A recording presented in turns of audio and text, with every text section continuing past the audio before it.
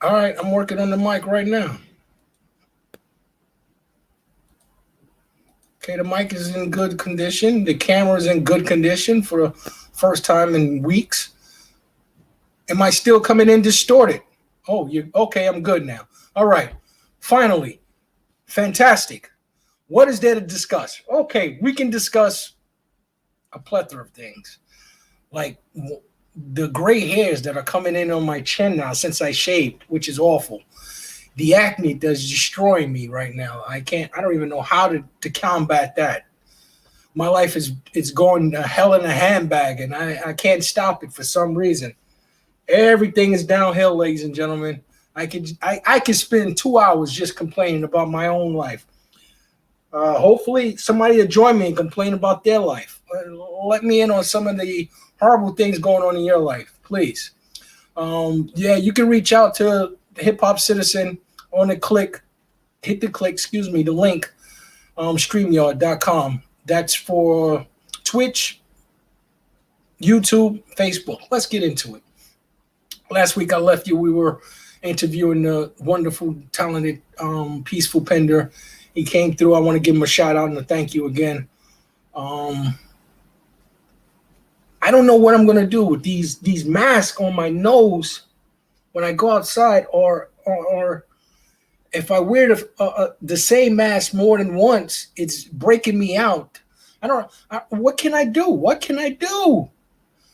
You're kidding me. Our guest is in the oh my God, this is a glorious day. Please, dialect, bring him up. I'll complain later. Ladies and gentlemen, the great Ray Luke, director, writer. Yeah. What's What's up, up, my brother? man? Nothing much, Chilling, sir. chilling, man. I'm glad I'm you can here. join us. Yes, you Yes, are. yes, yes, yes, yes, ma'am. I'm here.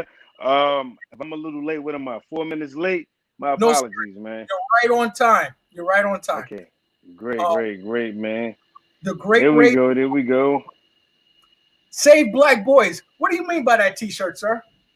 There's a company out in California. They have a movement going on to where they've been focusing on the mistreatment of the black men in America, and for the most part, the black guys in America. So they started a campaign called Save Black Boys, and they sent me a shirt, and they wanted me just to, you know, let me know that they appreciated what I was doing for the culture. So they wanted me to actually, help promote their clothes line. Very nice. I hope that everyone can sport one of those shirts one of these days. It, Yes. it's a cause that needs to be promoted. Absolutely. Yeah, thank you, thank you. Yeah, so I'm for the peoples, man. I mean, that's my thing. I mean, especially when it comes to the children. This generation has to do whatever they can do just to help lead this next generation to greater pastures, I should say. Let me ask you a question. You seem like a sort of an activist or a conscious individual. Um, I just know what's right and what's wrong. I mean, I won't get into too many politics. Sometimes, the message can get lost, in politics. I just like getting right to the point. Like, listen, this this right here, we need to focus on the situation right here. So I'm pretty much that simple activist. I wouldn't say that. I'm just for what's right. Okay, so let me ask you, from your perspective, from Yeah. our generation to the generation of past, Yeah. are we doing as much as they've done to save our lives, per se? Uh no, not at all.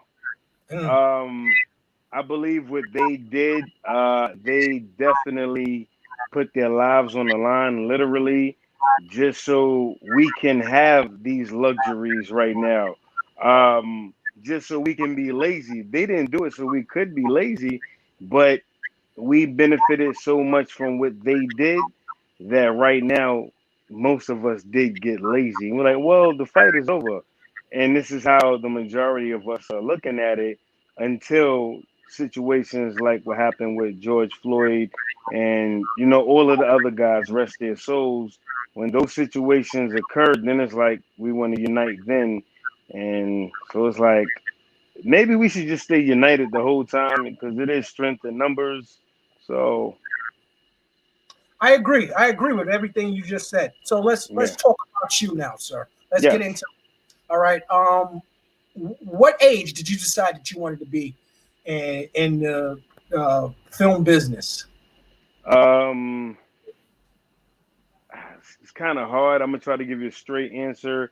I've been writing since a kid, like literally since maybe 5 years old, just writing stories, and my teachers recognized it first. So they said, "Hold up!" They kept giving me different accommodations for my creative writing, different awards, so on and so forth. So I took that same approach and I started rhyming. And that's what I did for years. I was rhyming. You couldn't tell me nothing. But I knew that that wasn't it. I Oh, said, I have so many stories to tell. I only have one voice. And I said, there's multiple voices. Not saying I'm crazy enough like that, but there's multiple voices that I have to get out there to convey my messages. So I got serious, I would say, pretty much at 28. Yeah. okay, 28. So I noticed. I'm not going to lie. I dug into your Instagram, and Yes. we're gonna post in a couple of photos that I felt was important. Like this one here, Sure. which pretty much symbolized the culture, the 40, Yes. the uh, the boombox. Yeah. Yeah. That Yeah. boombox? No, what happened was I was shooting a video for this artist from South Carolina named Shorty Black. Shout out to Shorty Black and DJ Cool Kev from Harlem. When they called me to shoot the video, we were talking about the treatment, and he said, "Yo, Ray, I got a dope idea."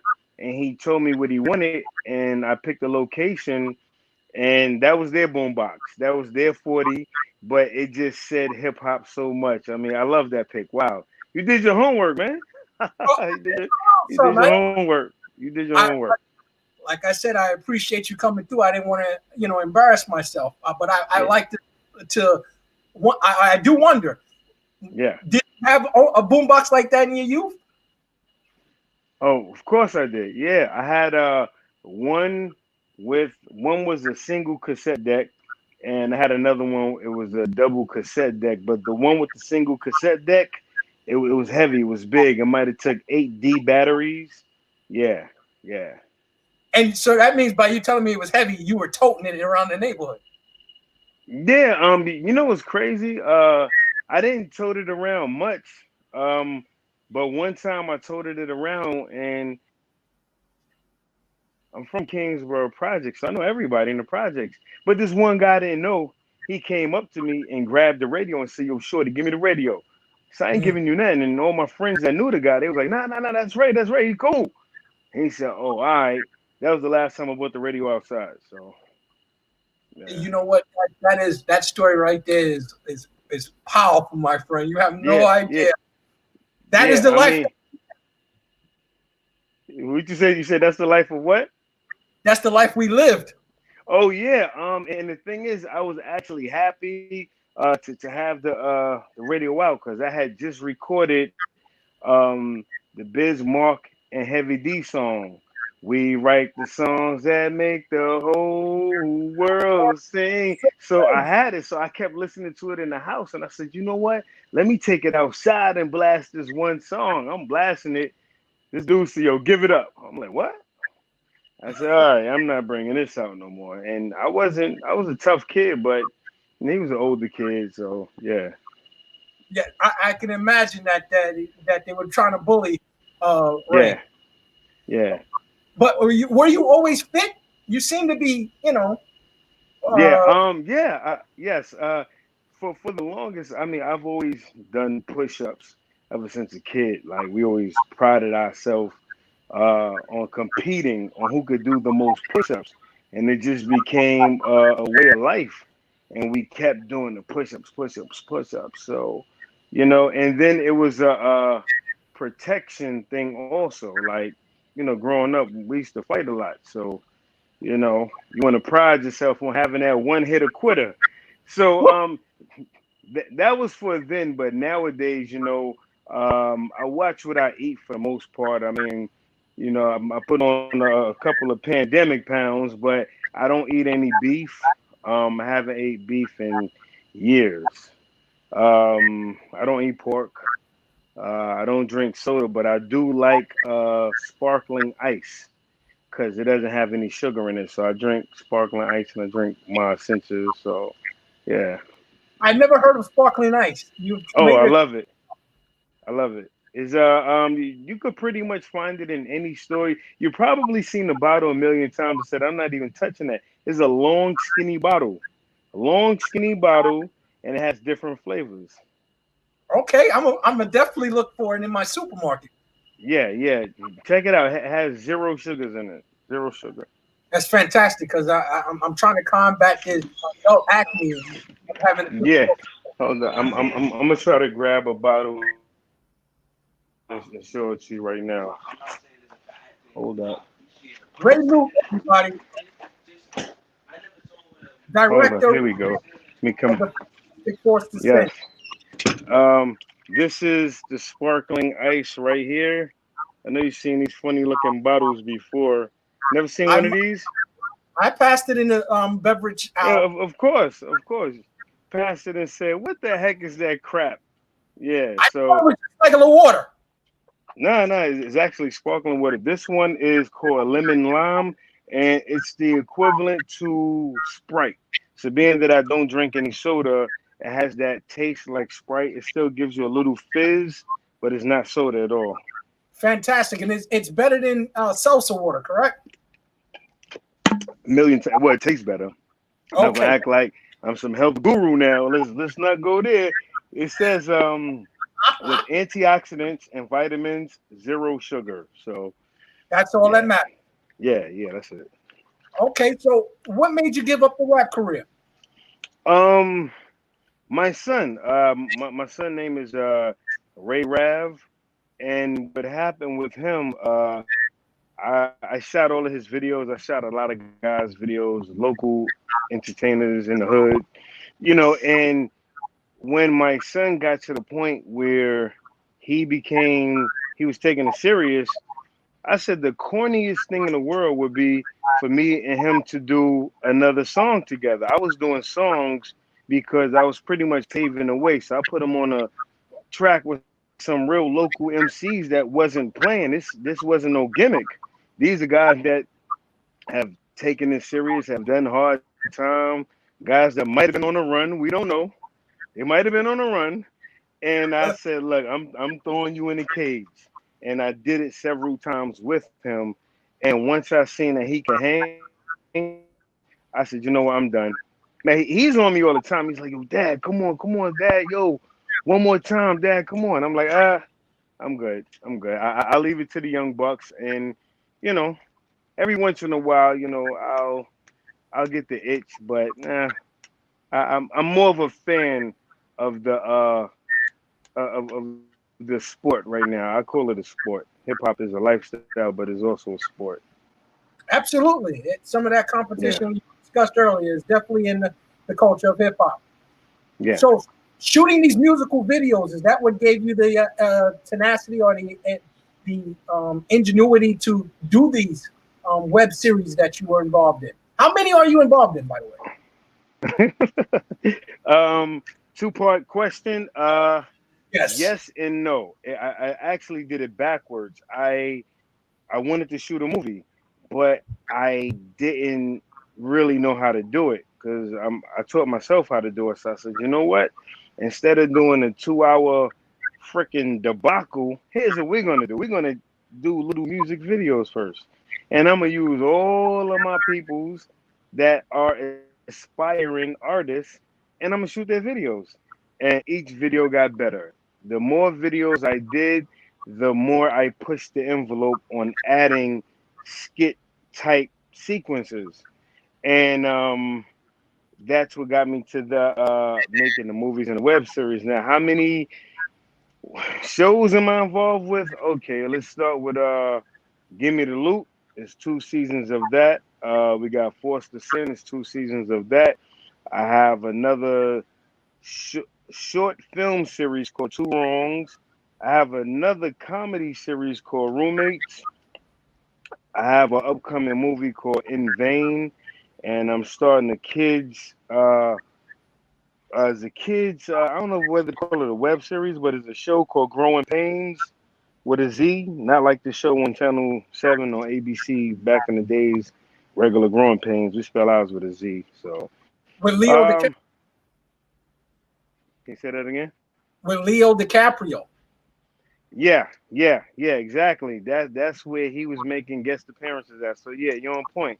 So with this one, I added a Z to it, and it's pretty much, I'm putting everybody in the shoes of teenager, typical teenager, doing and thinking like a teenager. Like one episode, one of the kids, he actually orders some X-ray vision glasses, and he receives them while his beautiful babysitter is at his house watching them.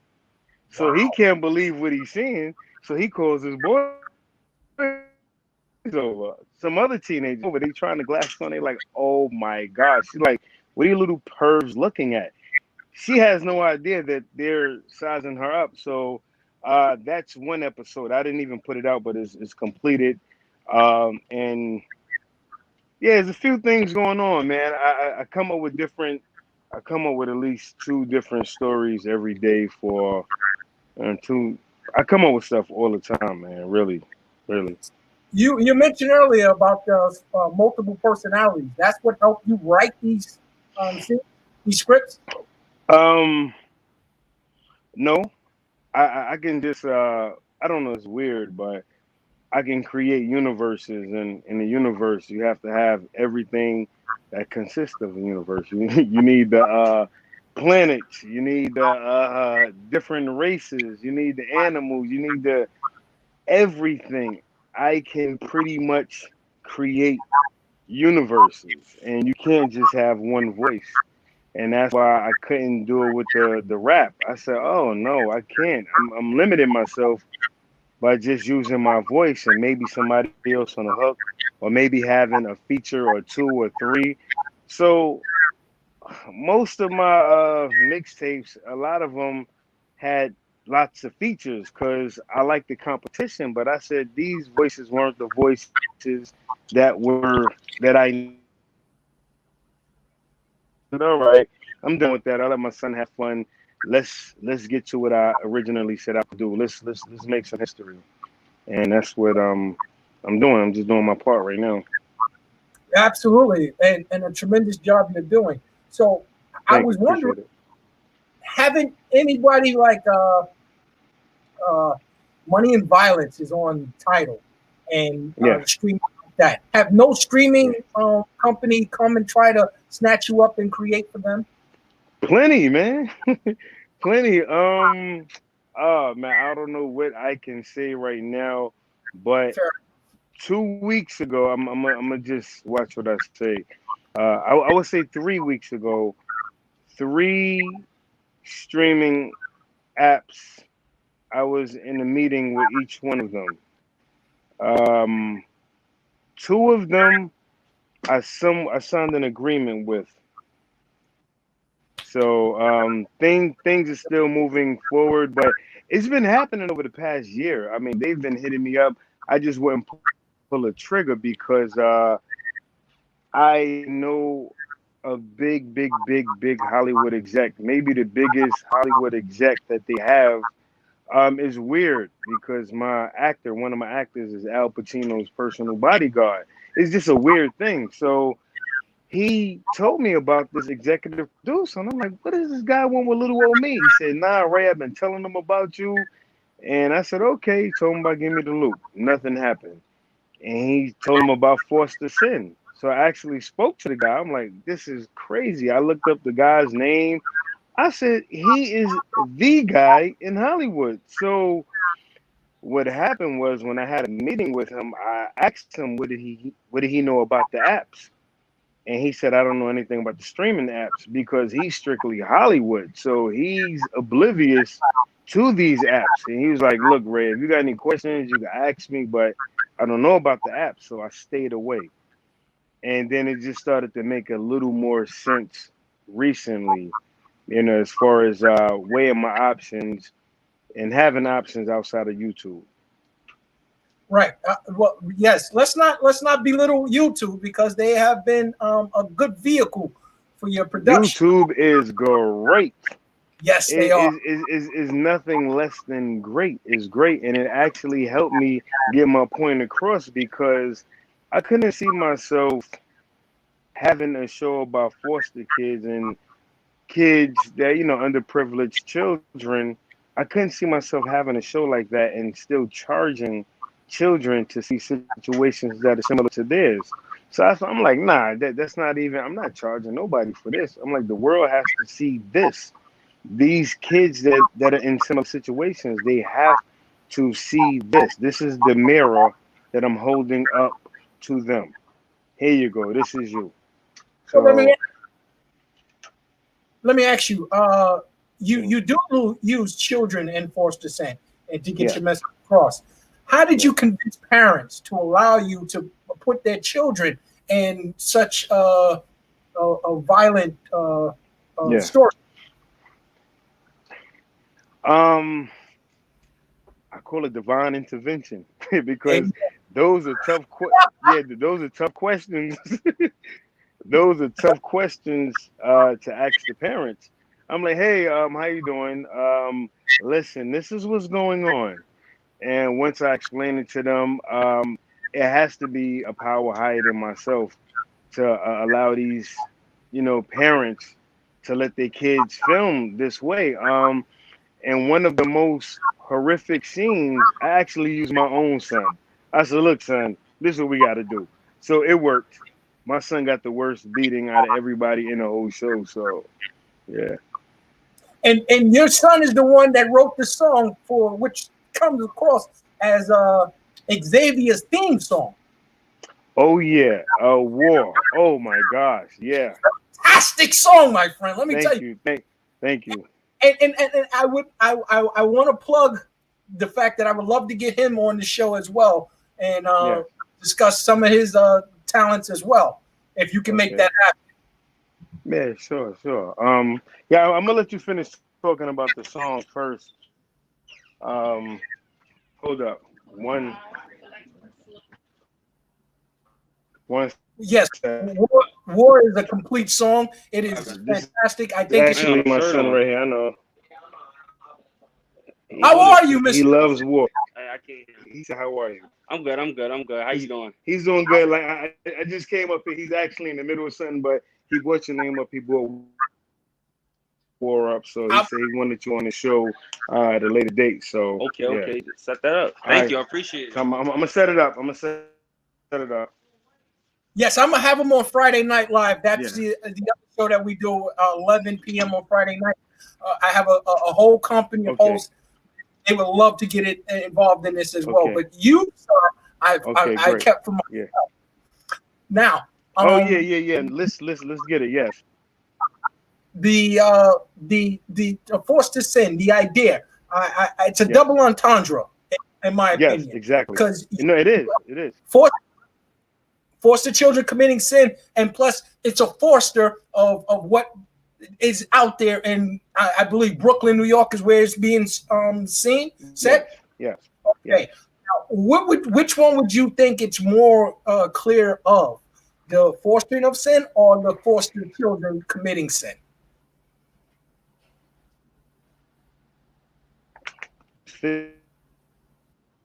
Man, I can't say one and the other one is 49. I mean, I would love to, but it's split right down the middle, bro. Split right down the middle. Because some of these kids, all they want is love. And the way that I can't even say the way that the system is set up. The system is set up pretty well. It's just the people that some of the people that are participating in, providing homes and being great role models and taking the place of a parent or taking on the role of a parent is not always good. And so many people after I've done this show have come up to me and they said that the show was pretty much their life story, but they said, Ray, you got to go harder. They said some terrible stuff happened to me. And terrible, I mean, some of the stories I heard, I said, oh my gosh. Like, I heard some terrible stuff, man. I said, oh my gosh. Yeah. So But you never it's been a 50-50 to me, man. You never been a foster child. Congratulations. Never. Now, yeah. Now, how am I the one that's able to speak about this? Like, how dare he doesn't have the experience? I do. Check it. My mother had she adopted my younger cousin, my first cousin, and he became my brother. I seen a change in my mother. When my mother wouldn't hit us, my mom would whoop his ass. Mm. My mother wouldn't curse at us. She was angry at him because of whatever the situations were. It wasn't even a drug issue. It was like there was a lot of different things going on. And then my best friend, he had like 5 younger siblings. They were all from the foster care. My other best friend, he had maybe 6 younger nieces and nephews. They were all living in the house. So everybody around me, everywhere I went, it was just foster care. Everybody was a foster kid. And I didn't make too much fun of them when I got older. When you're younger, of course, kids are heartless.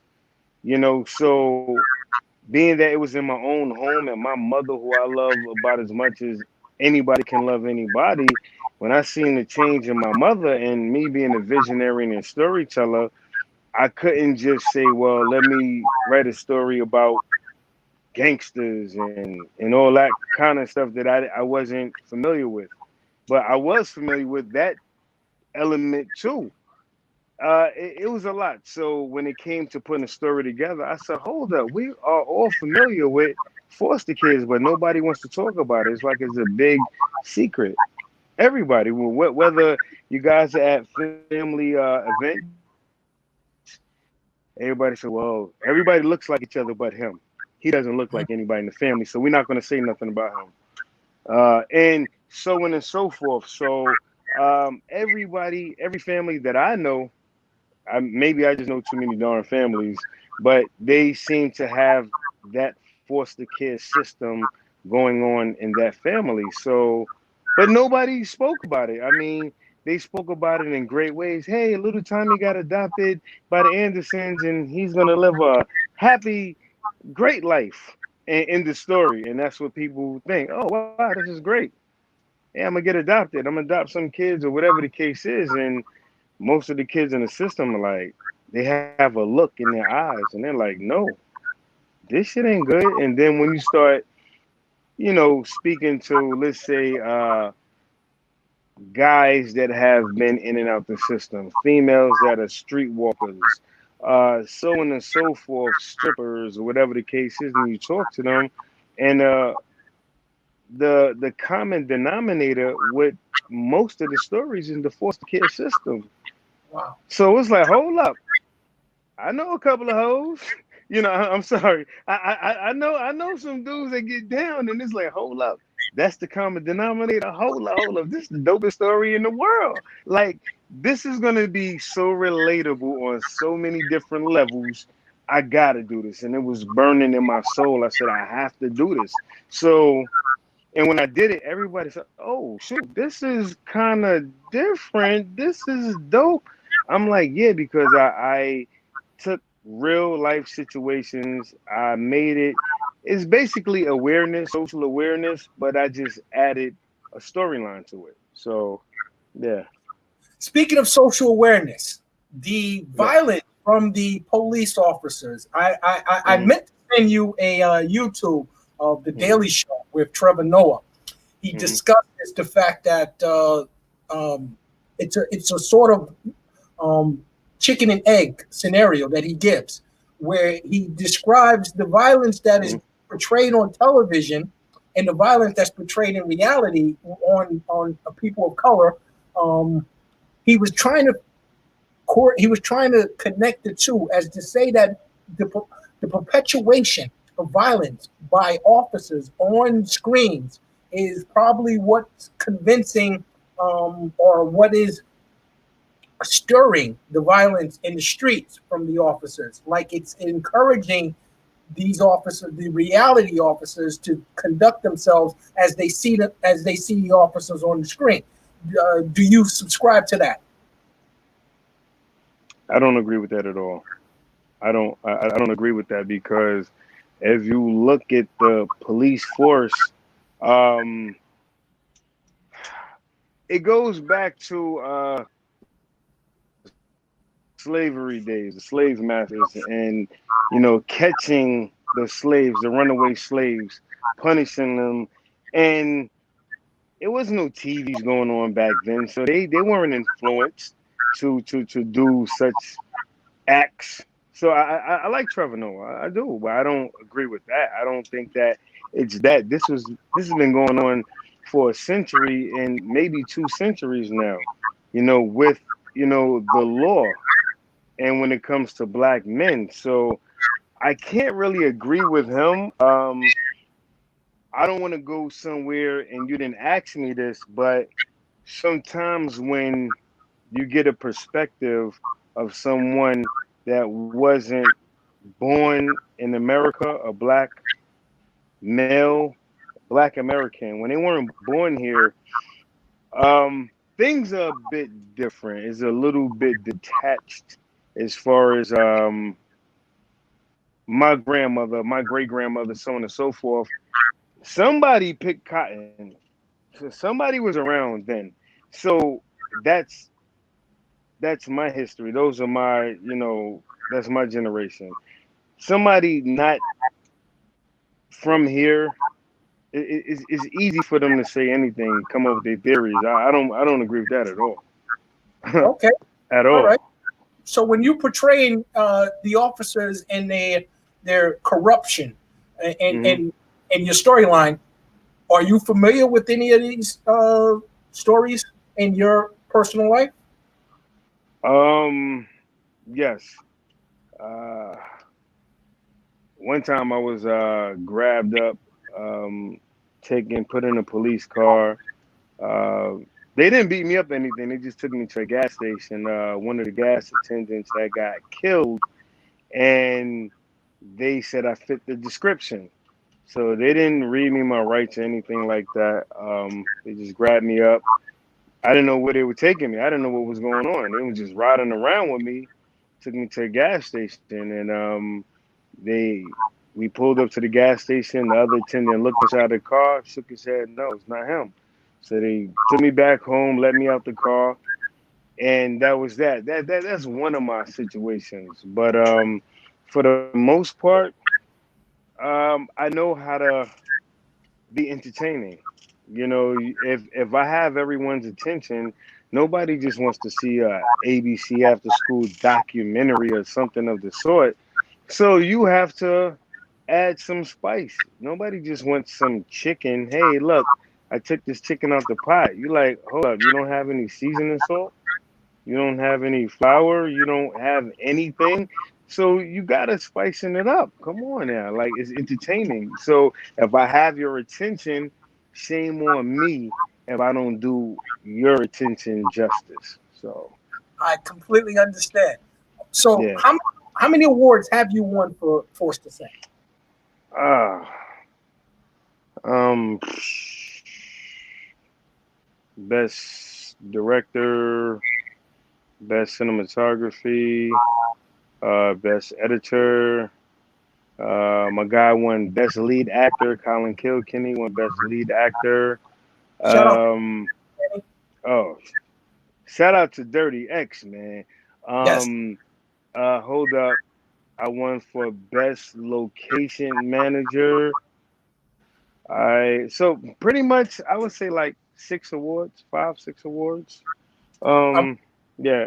If I didn't name all of the award shows, I'm sorry, guys. I want to congratulate you on all your success Thank on you, that program. It's thank you, said spicy.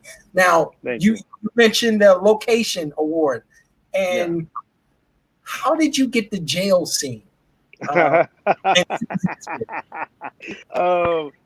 Yeah. This is Oh man, shout out to oh wow, that's dope. I like this. Yo, this interview was great, man. Shout out to Eve Smith. She plays the lead character Heaven Baker.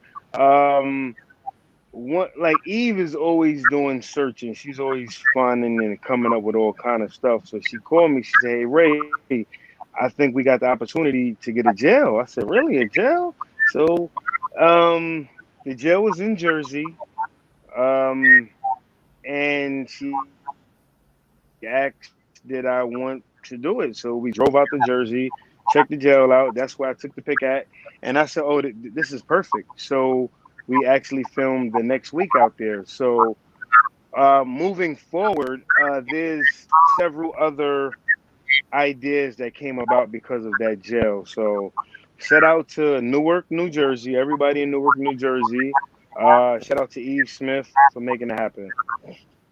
Speaking of Eve Smith and all of Yes, the eclectic talent that you were able to garner for this yes, program, yes. I commend you. How did you come across Miss Smith? Okay, this is a funny. I have so many funny stories. I'm gonna keep it short though.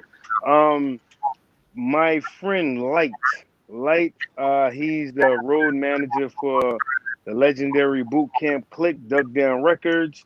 Me and Light are cool, and Light kept asking me, Yo Ray, yo, put me in one of your shows." So I had a role that I thought he would be perfect for. So we shot one scene, fine. Came time to shoot the next scene, like 2 weeks later, and we were gonna shoot it somewhere. And he said, "Yo, would you mind coming to Tech from Smith and Wesson?" He said, "Would you mind coming to his birthday party we having in Williamsburg?" He said, "We could shoot the scene over there." I'm like, "Really?" Like, yeah. So I said, "All right, cool."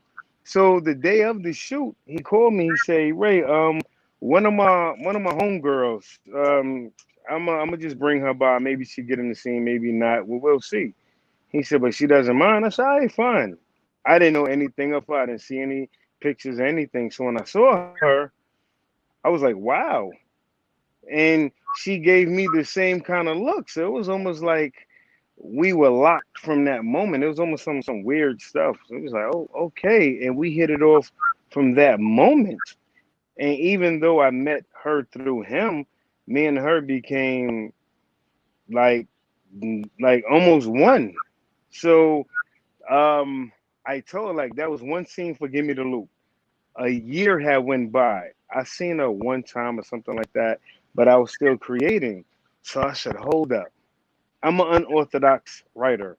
So instead of me just writing a story and trying to find the actors, I seen her strengths from that one scene that we shot, and I built the whole character around the fire that she displayed in one scene and Give Me the Loop. And I went off for that. Same thing with Dirty X. They didn't know what I was doing. They had no idea what I was. They didn't know it was Foster. What? What are you talking about? I wrote the opening scene for them, sent it to both of them. They both said, "What the heck?" They said, "Ray, this is crazy." They said, "Oh my God, I can't wait to shoot." I said, "Thank you." So it was for y'all. So pretty much I tailor made the show those characters for those individuals. So it wasn't like I wrote this big story and I needed somebody to play the roles. No, I actually wrote it for them, but they had no idea I was writing it at all. They didn't know what was going on. Which of the process? We're going to get back to the characters and the actors that you chose for Hmm. the roles, but I just wanted to delve deeper into that scenario that you set up there. Which is easier, Yeah. writing for an actor Yes. that you already have the role for, or just writing in general for a character? Oh, nah. By far, writing for the character that you already have is easier because let's say you have a character named Bobby.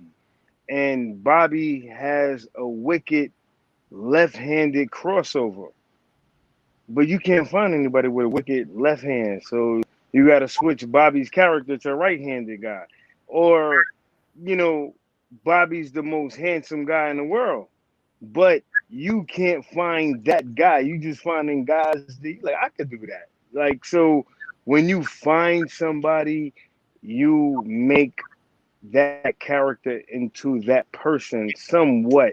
You have to be able to use your third eye. It's not just these regular two eyes. You got to use your third eye, gut feeling. You got to go with a lot and say, okay. So now when I write for them, they say, Colin is always like, Ray, it's like you're in my head. How do you do this? Eva's like, oh my God, Ray, like you're fucking great. Like, so whenever I write for my people, they're like, Ray, you're a fucking genius. Can we curse? I'm Knock yourself out, sir. This is your interview. Do as you please. okay. I didn't mean to. I mean, Fine. I know the English vocabulary very well, but I just was you know, paraphrasing for the most part. But I want yeah, so it's much easier. give me some emotion. Oh, okay, cool. No, here we go. So pretty much, I it's easier for me to do that. Whenever I have that character, I see it and I say, okay, how far can I go with this character? Like, what can I get out of this character? What can I get out of this actor? And that goes for me just, being around them for a day. That's all I need. Just a day. Yeah. Well, there's two scenes with Dirty X that Yes. I thought was ad-lib due to the fact of Kilkenny's talent. But I want to know, I tried to get him first so he could have verified what I was trying, those two scenes.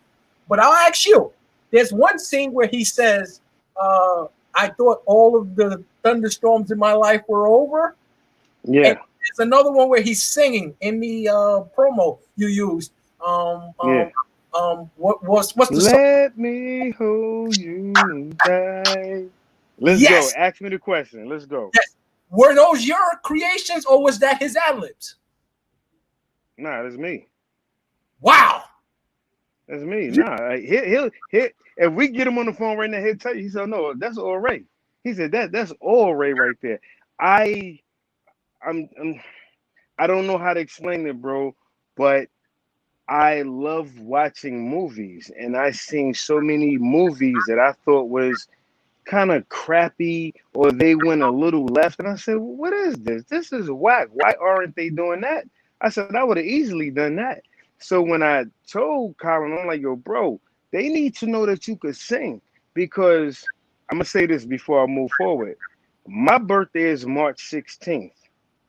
Colin's birthday is March 17th. He's the day after me. We were born the same exact year. So it's weird how it works, but he trusts me because he's like, Ray, I don't know how the fuck you do this. He's like, I don't know. He said, you're a genius, man. I know what I would want. And I said, if this dude could sing better than most of the actors out here, we gotta put that on full display, man. Like, come on, no. I said the people aren't gonna know what the fuck hit them. Let's go, bro. You know what I'm saying? So he like, all right, let's go. He's real hype. He's real hyperactive. So when he's excited about something, forget about it because he's gonna bring it. You gonna fucking feel it. When oh my God, he gets excited. I mean, you better toughen up because he's gonna punch and elbow and push. He's a strong guy. So no, really, he does that. So everybody around, when he gets hyped, he can't contain. He's like, oh, they start grabbing. That's a shit. Yeah. So I needed him to do that. Now all the lines are mine. I write everything, and I wanted to make. All right. Let me answer a question that you didn't even ask. Dirty X. When I saw Training Day, I felt cheated. I felt like we didn't get a chance to know Denzel. I said, okay, this is cool. Or for what? A week? They showed us Denzel. It was a week or something like that. It wasn't even long. But I said, okay, why did he get that way? Like, what's up? So I'm so when I was creating Forced to Sin, I said, no. I'm creating, and I said, hold up, I felt cheated with Training Day. I like certain parts of Training Day, but when it gets near the end, I pretty much turn it off. I'm like, all right, I've seen the good shit already. I felt cheated, and I didn't want to cheat my audience. I said, no, no, no, no. We're gonna give y'all a history, and we're gonna show y'all why he's so damn. Uh, I don't want to call him. I'll say misguided. He's Okay. misguided. I had to use that real wisely because I could have said a lot of other things.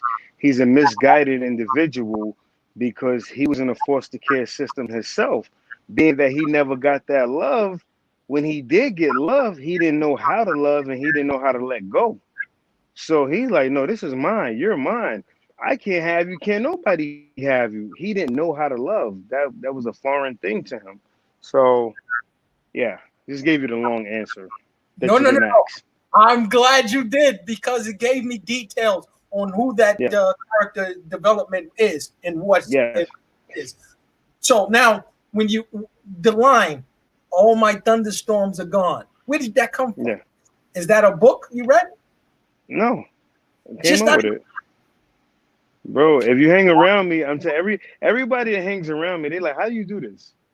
right. I'm telling you, my my teachers used to love me. They're like, how do you do this? I right on the spot. I came up with such a dope idea the other day. My lifelong friend said, Ray, I've known you for a long time. It's the best thing you ever came up with. But I come up with this stuff all the time, just in regular conversation. So yeah, I put myself into each character. Every single character, I have to put myself in their shoes because I'm an audience. So if I'm in an audience, somebody better say something. Y'all better let me know something. And to this guy is a bit delusional. He gets all the women in the world. All of his women got a look to them, but he don't know how to keep them. He don't know nothing about love. What does he know about love? And I just want to show how deep the pain that these kids have endured in the foster care system, how far it can go. It might not really affect the intelligence because he was able to get a job with the NYPD and become a high-ranking detective. Like the guy clearly has some stuff going on there. He's misguided, so he doesn't know how to love. He uses that same power and he uses it for evil. It's almost like I'm not sure if you're familiar with the whole Star Wars trilogies or not even a trilogy anymore, but pretty much Anakin Skywalker is Dirty X. He had Dark. all the power in the world. Yeah, he had all the power in the world, and he was a good guy, but he didn't get that love that he felt like he needed, and he turned all of that power into a force that the average person couldn't deal with. Later, for the average person, it's hard to contain that when you focus on something and you're not giving it a godly touch. Oh my God! Everybody, look out! Like, hey, this is a force that has to be removed. So, And yeah, that's what Obi-Wan and Yoda was warning Anakin of, that the force it could be strong yeah. because you It to was be like, evil. man, they you got it. They give you bad Yeah, love. yeah. So at least with yes, so at least with Star Wars, you were able to hear several different voices, or even a couple of voices that you just mentioned, but you heard it.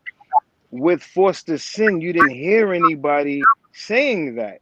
You just looking at this madman, and you like, hold up, what is going on? Like, what's his deal? That's what most people say. Hey, what's his deal, man?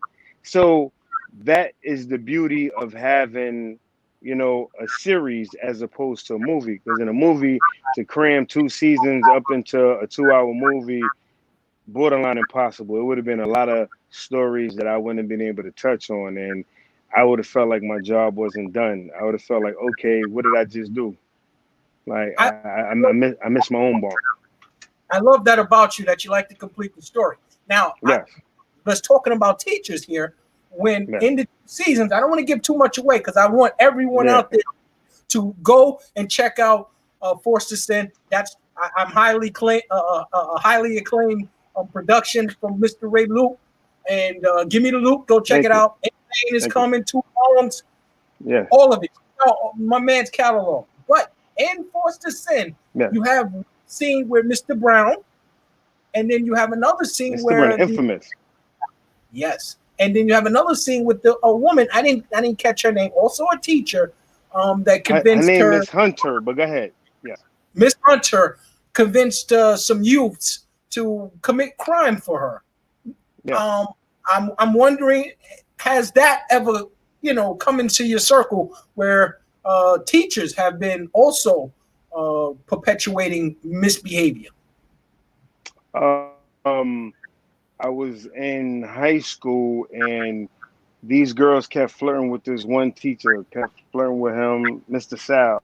I never forget. Kept flirting with him the whole year. And something happened with the grades. And when one of the girls failed or something happened, she went and Oh man. Okay. Okay. Good. you hear me? Yes, I hear you. Okay, she got Mr. Sal fired. So me and my friends was like, yo, these chicks is trifling. Like they were playing with him the whole time, the whole year. So when it came to me once again entertaining the peoples, there's a lot of stories in the daily news that once you see it, you don't hear any kind of update on it. And there's a lot of stories that I might have missed, that you might have missed, that have happened with the interaction between the teacher and the student has been inappropriate. So there's so many of those stories going on. Once again, I got to entertain the people. Let's go now, So I just showed how vulnerable a kid in the foster kid can be, and how these teachers will zero in on the kid, knowing that his biological parents are not around to give him that, parental guidance that is needed. So I just wanted to show the vulnerability there, and once again, also just add the entertainment factor to situations that really go on. What high school did you attend, sir? George Westinghouse. You attended the same school as the Jay-Z, Busta Rhymes, and Biggie Smalls. And Omar from The Wire. Oh, really? Yeah. I actually made a rhyme about it. I mentioned all of them in the same rhyme. That I can't even remember it. It was one of the last songs I made. I tell true stories. So, man, when I was actually in the studio making a song, the engineer was like, "Oh my God!" He said, "This is a beautiful song." He said, "So many of these young guys coming here talking crap." He said, "I knew everything he was talking about." I said, "Oh my God!" So I went to George Westinghouse. Shout out to the house. My son actually goes there now. My nephew goes there now, and most of the kid actors that you see in there, the teenage boys, they all go to Westinghouse. What's in Westinghouse that's creating such talented individuals? It is a vocational school, so for the most part, it teaches you how to wire, uh, do electrical wiring. They have several different programs in there as far as what eyeglasses, jewelry making, but for the most part is electrical engineering. So most of the kids have to be a little creative, or they're trying to find some type of creativity. And for some reason, it seems like Westinghouse is the way that most of the talented guys go. It's weird. Yeah, it's weird. Everybody went there. Yeah. Fantastic. I'm going to go there to find some talent soon. Try to manage it. I know Now, you need to. You need to. Yeah, you need to. Yeah. let's go back to the characters and the Yeah. individuals that you choose for your roles. For instance, Yeah. how did you come across? Did you write the story before you met Babs Bunny, or did you write the story for Babs Bunny? I wrote the story. It was a possible story. I wanted to make sure I got her first. Okay. So once I had her in and she agreed, because she said, "Okay, what's the story?" And I told her, she said, "Oh, that's dope." So I didn't write it at first. I had to make sure I had her. Once I got her, then boom, and she said, "Oh my God, Ray, I love this." She's, "I love this shit, Ray. Yo, this is dope. Like, yo, Killer Keems is in the building." So I came up with the name and all of that, Killer Keems, and yeah.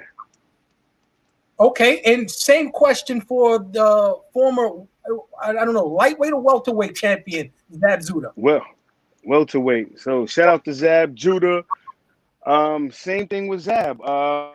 It was there. It was a possibility that I could have had him in the show. So I had to write something that would entice him. And once he heard about it, he said, "Oh, nah, let's go." He said, "I like the show anyway." He said, "Let's go." He said, "I love it. I love it." And I was excited actually having him uh, pull that role off because the role meant a lot to so many people on so many different levels.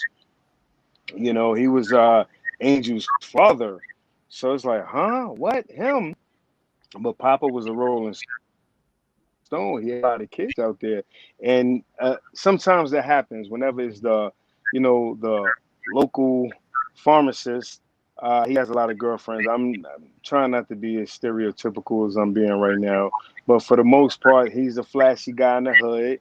And the young girls, they want that. Oh, yeah, they don't want no doctor. They don't want nobody from McDonald's or nothing like that. So they're going for that. Meanwhile, he just looking to hit it and quit it. So there's a lot of kids out there, you know. So yeah, shout out to Zab. Yes, I met Zab about 10, 15 years ago with Honey Combs Nice. from Harlem World in a club. Okay. And the Harlem World. persona that the persona that Zab presented to me then, that summer, is nothing compared to the character that he is. So how did you get him to open up and become a different individual than, say, what his persona really is?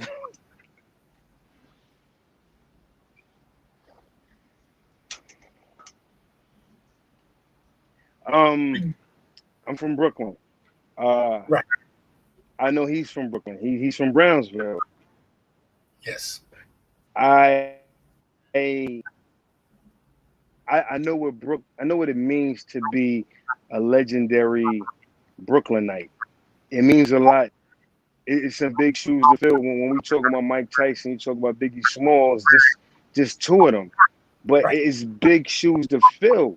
So I'm looking at it like, well, if I have an icon, a Brooklyn icon, this character has to be iconic, but not just on one level, not just on the street. Show that that was his past, and he's looking to pretty much reform himself, get into her life. But I wanted to show that he did have a past, and that was the reason why he was absent, you know? And yeah, so he got excited. I mean,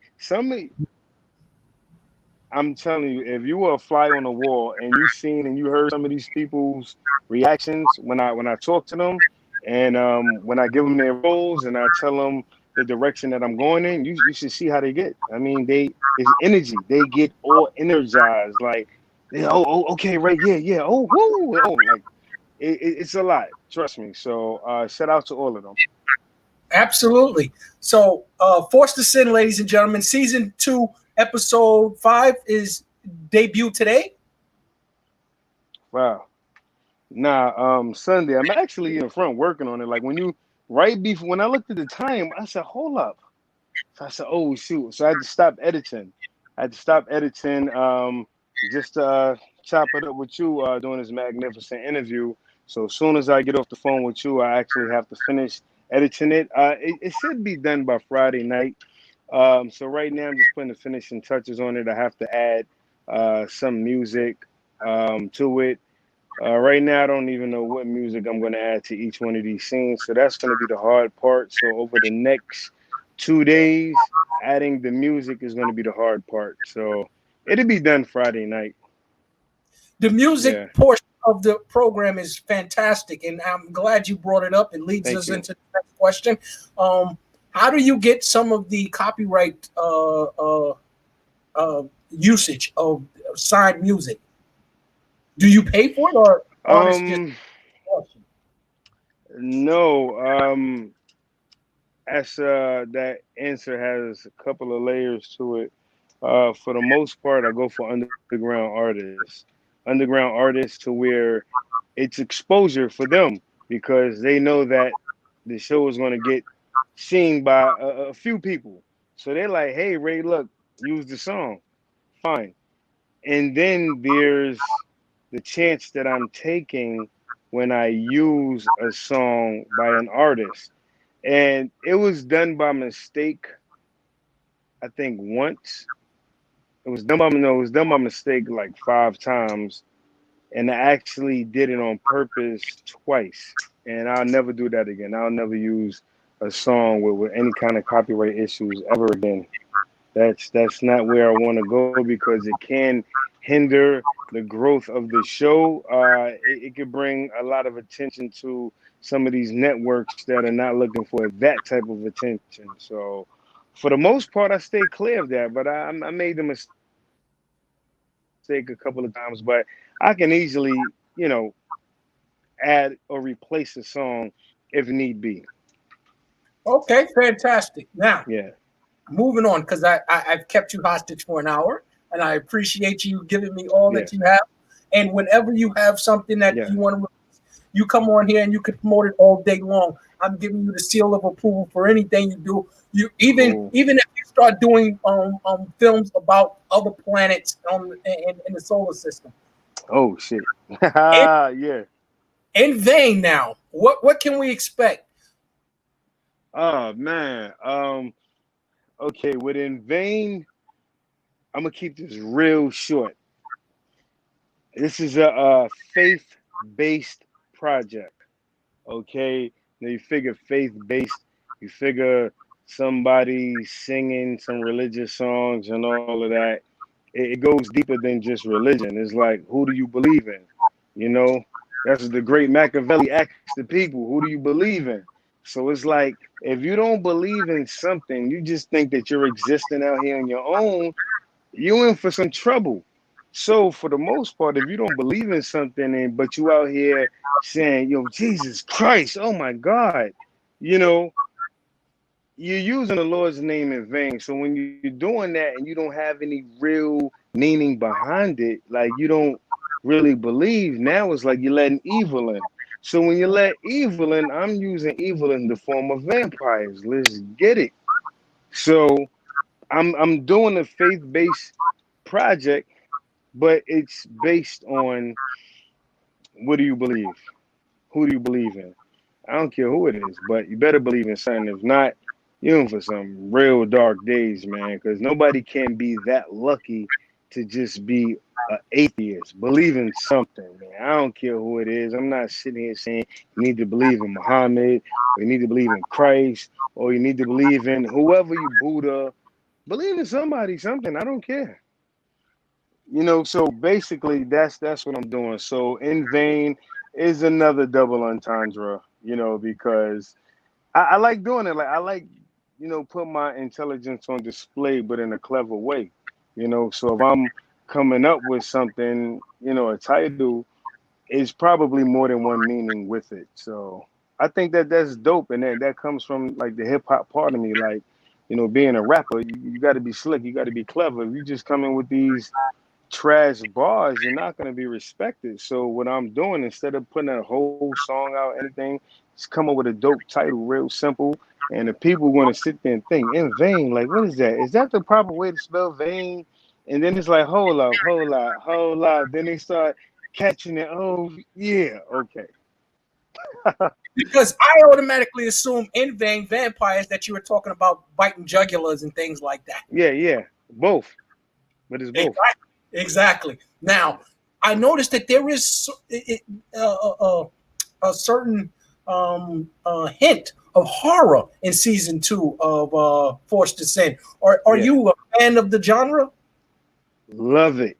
Check it. That was the prerequisite for in vain. Is when the kids surrounded the lady in the car because that was one of the last scenes that I shot. I said, hold up, hold up. I said, let me try something because nobody knew that I was talking about, and nobody knew I was going to do it in vain, right? But I knew, so I said, you know what? Let me take a shot at doing some horror. So when I rented the movie theater out, we were in Williamsburg, so everybody's watching episode one. It was at the premiere. You could have heard uh, what they say, a mouse pissing on cotton. Yeah, it was that quiet. Okay. Everybody, the jaws would drop. They're looking around. They're like, "What the hell is this? Like, what are we watching?" And when it went off, they couldn't believe it. They gave me a standing ovation and everything. They was like, "Yo, this is some real cinematic stuff." But I knew what I was lining myself up to do. Nobody knew I was doing a horror movie, but I said, okay, let me take a shot because I know I got an audience right here. I know I'm gonna get a few people to watch it. So that was that. And then I did another video called The Horror Show with the Rockland's Monster from the Boot Camp Click. And in that video, it was a horror video. I love horror flicks, and don't ask me why The Exorcist still scares me like a genuine fright. I can't watch the movie, but I've seen it like 50 times. But it's the scariest movie in the world to me. Probably because I had my sister, not I had. Me and my sister, we're a year apart, so I used to always look at her like real funny after watching Linda Blair. Like, I shouldn't even brought Linda Blair name up. Now I'm gonna have this chick. Oh gosh, scary white chicks, man. Ain't nothing scarier than that. You're like, oh gosh, you know. Now I let me totally stop. get it. I totally get it. Yeah, Now, yeah, I'm gonna let you. I'm gonna wrap it up. But I yeah. noticed that you had one photograph on your Instagram where you were discussing. Well, you didn't discuss. You captioned 20 years. The MTA. You worked for the MTA for 20 years. This year be 20.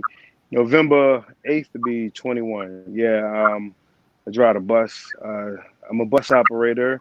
Um, that's my stage right there. This is where I see everything. And here we go. MTA, more trouble ahead. You heard? So it's like, yeah. And when I used to rhyme, I used to say murder tracks all day. They call me MTA because I murder tracks all day. So, anyway, but yeah, I ride through the hoods. I see the kids. I see the peoples. I see the struggle.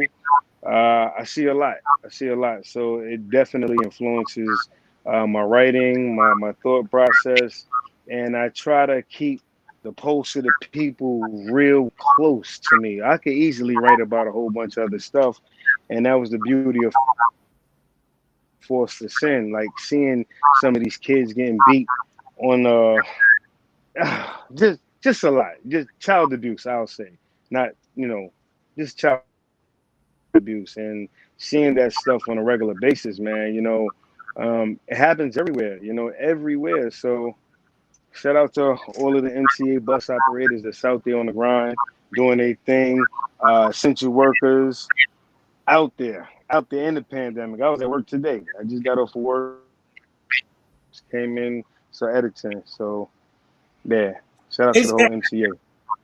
okay. Final question, and no, two final questions. I'm not going to tell you what the second one is before you give Sure, me the answer first, sure. but I'm going to wrap it up soon. First question: how has the pandemic affected your career at MTA as well as shooting your films? With MTA, it became scary because it's like we're out here. What are these people doing outside? Uh, the governor, the mayor, everybody, the president is even saying stay in the house. What are you guys doing outside? Now I got to drive and go back home to my family. Like, so that was terrifying. That was horrifying, man. Really, I ain't gonna lie. That was terrifying. It's still scary, but for the most part, um, it's in the Lord's hands. Now as far as filming, horrible, bro. It's been terrible because I can't say the names, but four of my main actresses moved out of state. Mm. One moved to Texas, one moved to New Orleans, one moved to North Carolina, one moved to Atlanta. Wow. I said main actresses. Okay. Yeah. No, hold on. And no, another one moved to Atlanta too to pursue a career in law enforcement. So five of my actresses moved out of state during the pandemic. That's awful. That is awful. I'm It's sorry. terrible. So now it's like I use the phrase shifting energy. I had to shift the energy to in vain. I said, "Nah, I got to do it now. I can't wait. I got to do it now because the quality of life, we don't know what life is. Life is not normal like it used to be, to where we could take things for granted without really taking it for granted. So, I shoot in 2 weeks. Next, oh, he's dead, she dead, she's dead, and it's like, hold up. All of these ideas that I have, even if they're not completed, let's start now. Let's start, man. Come on, let's finish the story right now. The new story, let's finish it. Let's just finish the story of life, man. Let's get it. Later for writing this big novel, sitting on it for 7 years, and hopefully somebody will pick it up to put it on the network. And man, I ain't got time for all that, man. Like let's get it now. I got these ideas. I got the people. Got the troops. Let's go. Strike while it's hot. The people are in tune right now, so let's give it to them. I got some dope stuff. This in vain. Other day, I'm on the scene with Colin. Colin said, "Yo, Ray, I've been shooting with you for years." He said, "This one is different." He said, "This one is different, Ray." Everybody like, "No, Ray, this shit is different." I got some stuff for y'all, man. That's all I really got to say. Is it my best work? I like. I'm answering questions. You ain't even asking me. My No, no, best no. work so far is the two wrongs. Two wrongs. The last one, the joke. I thought that was the best work that I've done as far as story goes. But the in vain is going to be different because black people we don't deal with supernatural movies, man. No, sir. Like, hold on, I'm gonna ask you a question right now. I'm gonna flip the tables because I used to be the host of the Luke Chronicles on Elegant Hoodness Radio, so I interviewed quite a few people too, man. Let me ask you, can you name 3 black vampire movies? Besides Vampire in Brooklyn? I don't know, man. I did just give me 3, bro. Okay. Vampire in Brooklyn. That's one. Blackula, I think That's it is. 2. That's 2. And that's it. I'm done. Would you consider Blade? Never. Blade's a superhero. Okay, cool. So check it. Do you see how thin that category is? Oh, absolutely. Look, Oh my God, it's non-existent. It's not there. no. Yeah, We rarely survive the first scene I of know. horror films. So Yeah, I know. that's why we can never be the star of them, except the ones that. Yeah, I know. So that's what's going on right now, man. So I'm not even kicking down the door. I'm just, the door is there. I'm giving it a shot. The 2 easiest genres to come off as whack is if you could do a bad comedy movie. That's comedy and horror. They could be terrible. They could be the worst movies ever created. You know what I'm saying? One more minute, son. Worst movies ever created. But I'm gonna give it a shot, man. Come on. Yes, I'm sir. gonna give it a real shot. Like a And real not yeah, go ahead. I was just going to say, and with the conditions the way they are, this is going to be a true testament of your genius that everyone know you claims that you are, and that I can testify to from what I've seen. Yeah. And talking with you, sir, you've opened my eyes tremendously, and I think you're a star ready to go beyond Hollywood and beyond wherever else cinema and films are going. And Thank you. Thank you. I greatly appreciate that. And thanks for having me, man. Like I said, I was editing and I said, hold up. Time out. I stopped everything I was doing. I said, let's get ready. So I didn't know how long it was going to be or anything like that. I mean, I told myself I was giving myself 4 hours to edit today. Clearly that's not going to happen. I'm gonna give myself 45 minutes. And the next couple of days, I got to kick my behind I'm and just sorry. no, never be sorry. I mean, we're here to build, man. You know, so whenever you need any kind of support, just let me know, and I'll share your page or whatever you need. I mean, I have a lot of actors. We have a lot of hip hop artists, R&B artists. We have a lot of people. You Thank you. know. I'm going to reach out for all that Yeah, that you yeah, yeah, yeah, offered. Now, this is yeah. my Please do. Yes. so I can let you go get back to driving and essential workers around as well as Yeah. editing Yeah. masterpieces, and you can Yeah. say no, and that would be the end of the interview. But I hope you Mhm. say yes. Can you All bless right. my audience with a 16? Oh.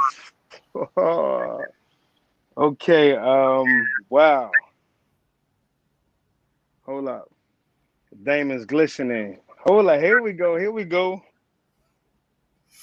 Diamonds glistening. Sound like, oh my God. I can't even. Oh my God. Yo, what are you doing, man? You killing me. Oh, hold up. My style is infinite. Oh shit. I can't even spit. Yo, that's how bad it is right now. Before I could freestyle with the best of them. Oh my God, that's crazy. I'll let you go, sir. You Style done. is infinite. Oh, I can't, man. Oh my God, yo, I feel bad. And now I gotta go pull out a rhyme that I done made already. So I ain't want to do that. It's crazy. I was thinking of a rhyme today. I think that's what I was trying to do. I shouldn't even did that, man. Damn, you put me on the spot, bro, and I dropped the ball. You know what? And that's the director, the editor, the writer in me. I'm coming up and I'm sounding mad corny right now because I'm like, oh no, it's because I'm writing. I You dropped gotta the go. goddamn ball. I ain't no rapper no more. And when you ask my son that same question, he's gonna bless you. But if he was in the room right now, he'd be like, Dad, really? Did you just do that? Did you just do that, Dad? Did you just? Well, you can forewarn them I did it. that Yeah, that's what yeah. usually close the interviews out with Oh a no six. no no no no! I ain't gotta warn him now because he's on deck. It's just me. I'm completely separated from that part of my brain. Like Right. that part of my brain, it seems like it's non-existent no more. I want to do it, but that's not where I'm at now. I'm writing stories for a 9-year-old girl. How this is going to connect with a priest. How this is going to connect with the brain surgeon. How this is going to connect with a vampire hunter. How this, so I'm doing so many different things on that level to where I'm trying. I couldn't do it, man. My bad. I guess if you had me up here again, I might have to, write something, man. Shit. Well, All in the future, expect that question. Good luck on your right, cool. dovetails, and thank you for all you've done for me Yeah, tonight, Mike. man. Can Yo, I you the call you? illest, yo. Huh? Can I call you my friend, Mr. Lou? Oh, nah. Yo, we definitely friends, man. Real talk. Nah, I mean, I rock with you. Yo, your show is dope, man. Like, it looked like it looks like The Simpsons. Like, I'm not sure if you use that font. Is that the Simpsons font? It's the lettering of that type of show. Yes, Okay, cool. And then, hold up, don't we call that the font? FONT? yes, it is the font. I think Okay, cool. I'll let you in a secret. I think it's because of my eyes. They were trying to, Okay, okay, cool. It's yeah. But listen, man, show is dope. Let's get it. You just hit me up, and whoever I can try to get on your show, you just ask, man. If I can make it happen, let's make it happen, bro. God bless you, Mr. Ray Lou. I look forward to. Peace, man. God bless you, your show, your Thank you. supporters, everybody, man. Yo, check out Force to Sin. Check out Two Wrongs. In Vain is gonna be different, man. I'm telling y'all, be ready, believe in something. You don't believe in nothing, vampires is out here. Can't have vampires without werewolves. You cannot have vampires without werewolves. You're already writing part two. Oh no, that's Or part one. oh, really? Werewolves in it too? Come on, man. Let's go. I said I'm not playing, man. Let's go. Ray Lou, everybody, give it up for him. Thank you. Yeah. Let's get it. Yo, have a good one though, man. Appreciate you, Dave. All right. Likewise. Peace. Wow. Mr. Ray Lou, ladies and gentlemen.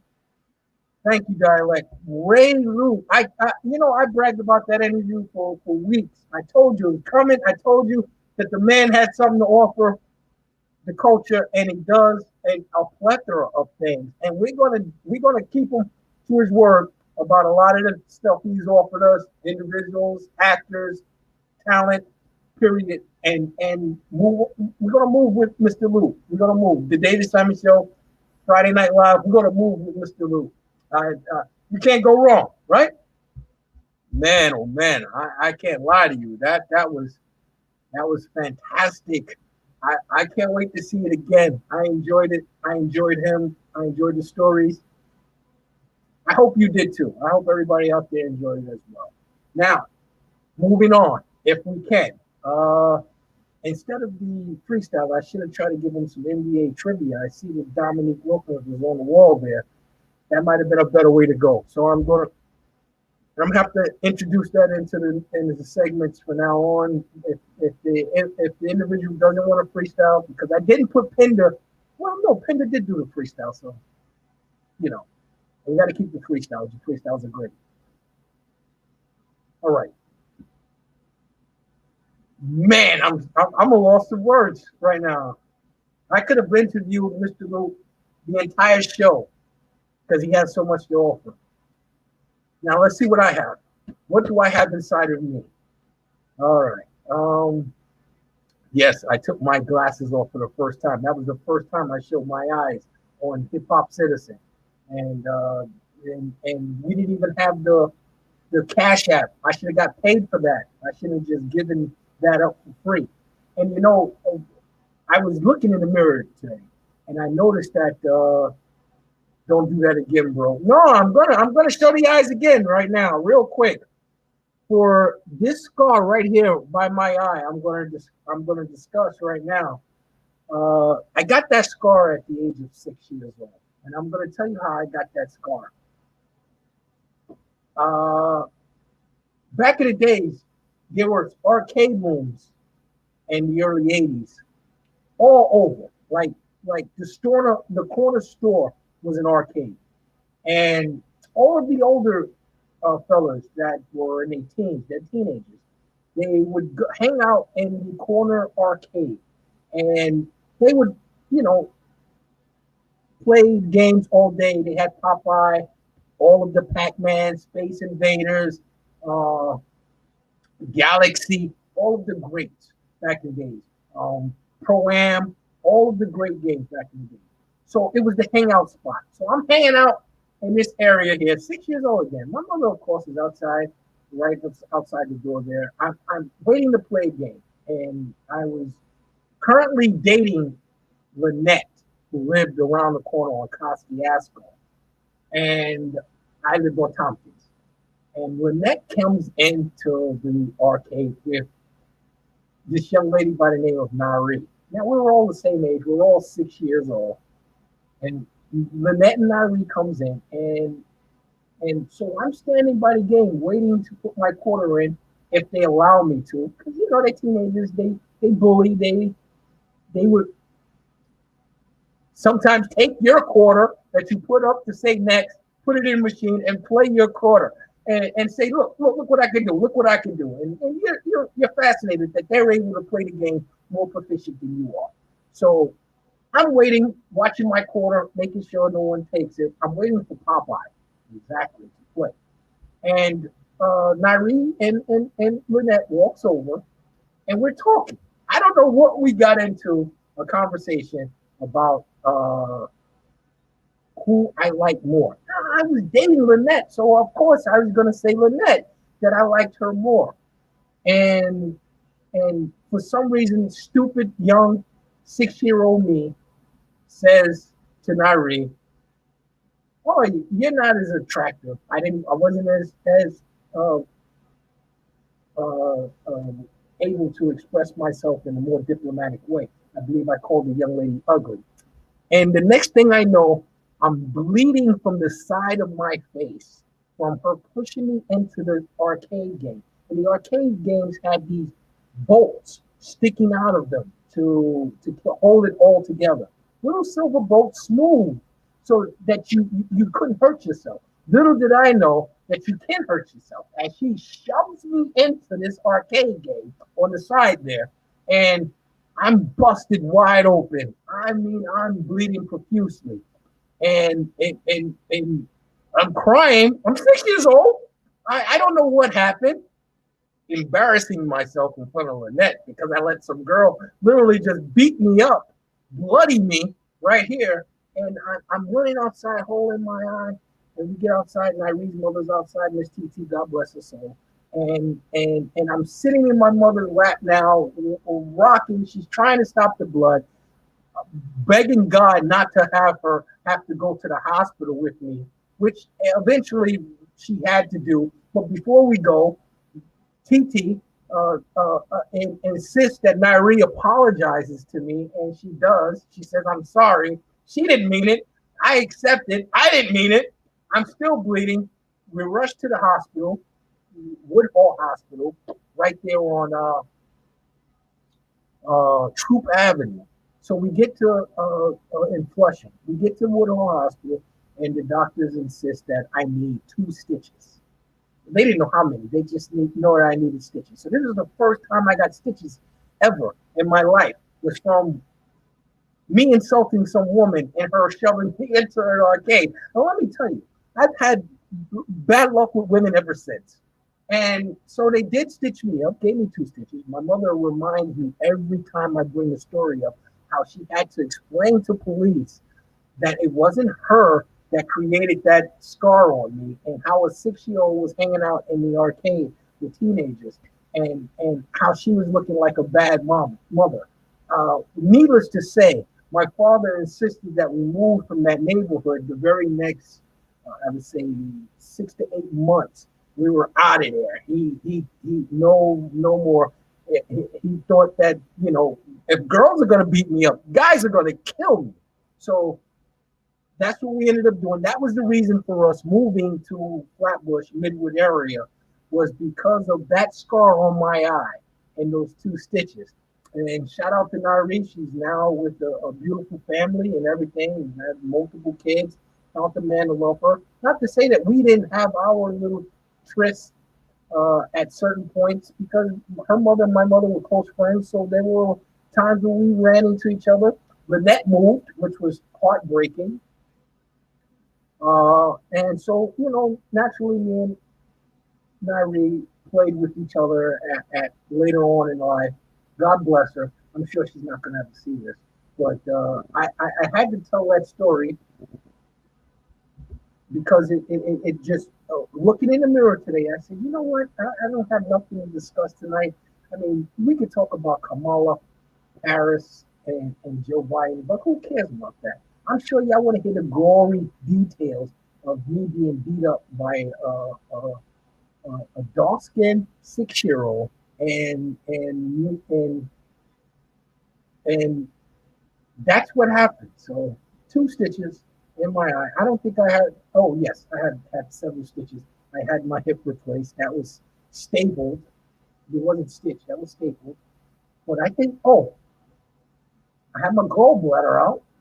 That's also a staple. I think those are the only 2 stitches that. No, I've had stitches in my mouth. I had my several teeth pulled, and the dentist had used stitches then, and that was the only time other than this, I had stitches. All right, it's 10:31, and that story there, I had to tell because, you know, I showed my eyes tonight. Guys are telling me don't do it again. I figured I'd tell you why I wear the glasses. I wear the glasses to hide the scar and to hide my bulging eyes.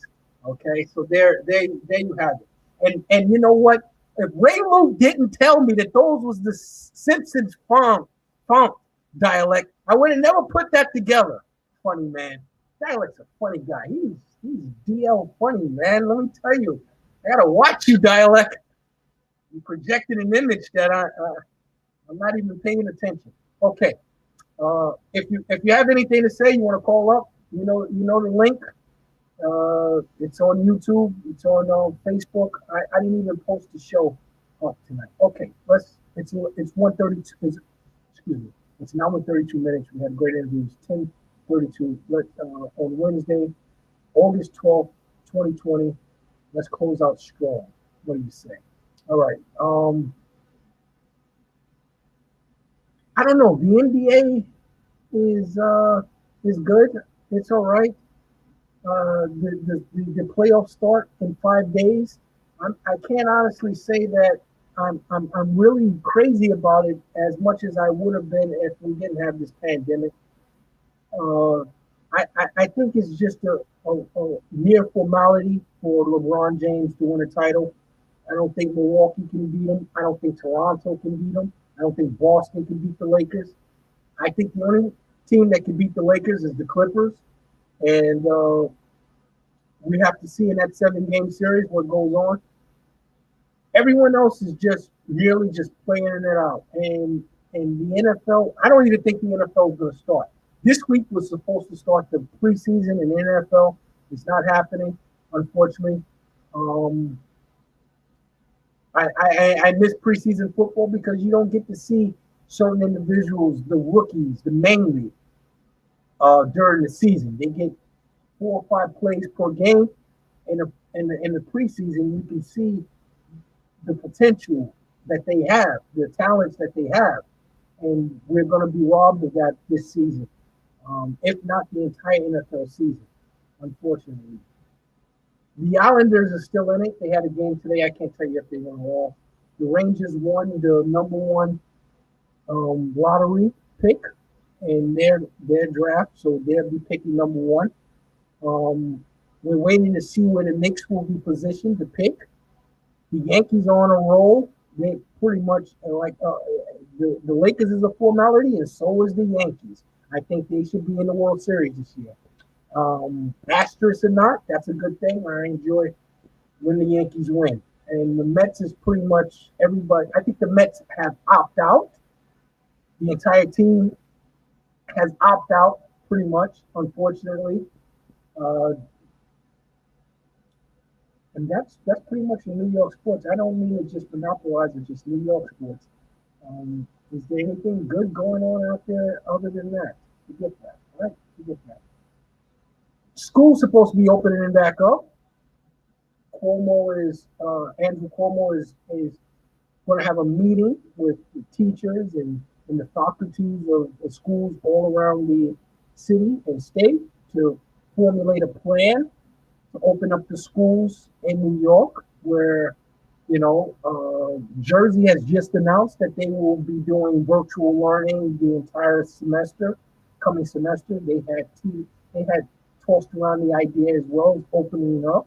And I mean, children are the main carriers now of the virus, according to some studies, that the spike is majority within the children. So they're unable to keep themselves from each other. They're unable to discipline themselves in wearing masks. And now they're going to transfer. Shout out Don Juan, the Mac. They're going to transfer the disease to others. Their folks going to take it to work and everything else. And I think we're looking at they're talking about the second wave. There could be another quarantine for the whole country, and this is not good for Donald Trump. Trump wants people to live their lives, virus or be damned. Understand what I'm saying? He could care less that there's a virus any longer. He thinks that people should live their lives. The economy should be functioning as it was prior to the virus, and everybody should just don't even worry about the virus. We're according to the records, we are at 5 million and more positive cases of the virus in this country. We have a record number of 1,000 dying daily to this virus, and yet our president, our leader, thinks that this country should reopen and not think twice about the virus. What can you say? I mean, we're 3 months away from an election, and what else can he say? He's at the point now that a loss would be a victory in his eyes, because once you start, if to put it in perspective, I'm gonna use a car analogy. Once you get into a car, you buy a new car and you drive the car around, the car accumulates mileage and it starts to break down. And every time you start the car up, something else is wrong with it. The first thing you want to do is get a new car, right? So if Trump can get another country to be president as, he would happily do that. But I think he'll go off into the sunset as a one-term president, as George Bush Sr. was, and enjoy the remainder of his life with Secret Service. Now, in Russia, they're claiming to have a vaccine for the virus. And the president has said that he's given it to his daughter. That's how much confidence that he has in the potential healing power of this virus. Now, the last thing we would want as a country in America is for Russia to end up with the cure. Could you imagine how much they would charge for that cure? You think you can't afford the test? You will be nowhere near able to afford the vaccine if it's coming from Russia. You understand? We're talking about 100 million rubles it would cost you for that vaccine. Would you take a Russian vaccine? I would take anything to get back to living normal and not have to put these masks on my face. It is tearing me up. It's doing me horrible. And I'm wearing these.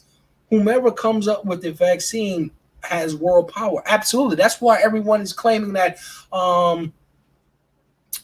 Bill Gates possesses the vaccine and at any moment is going to unleash it, because world domination, everyone views him as that, especially when they were charging him for in the mid 80s for Microsoft, when the government wanted to take the antitrust trials, they wanted to take Microsoft from him.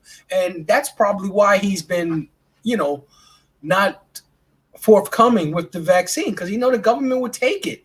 And everybody goes around here talking about how we're waiting on lines for food, and we're waiting on lines to use the bank. We're waiting on lines to go into the pharmacy, and we're creating a socialist communist life. Well, listen, if Bill Gates has that vaccine, whatever scientist creates that vaccine, the government is going to take it from him. And if that's not communist, I don't know what is. Okay. But yes, I want a vaccine to come as soon as possible. You understand? I need some sort of normalcy in my life again, according to the way it was prior to this whole pandemic occurring. It's ruining lives, basically, and it's killing people. Let's stop this. Let's end this. I mean, we've escaped Ebola. We escaped what was that? The swine flu. We escaped the West Nile virus. We narrowly escaped all of those, and yet this one here is making up for all of those diseases and incurable germs in one swoop. This, dare not say it. USA used to be a superpower. Only superpower nations can and will biologically, militarily, and financially.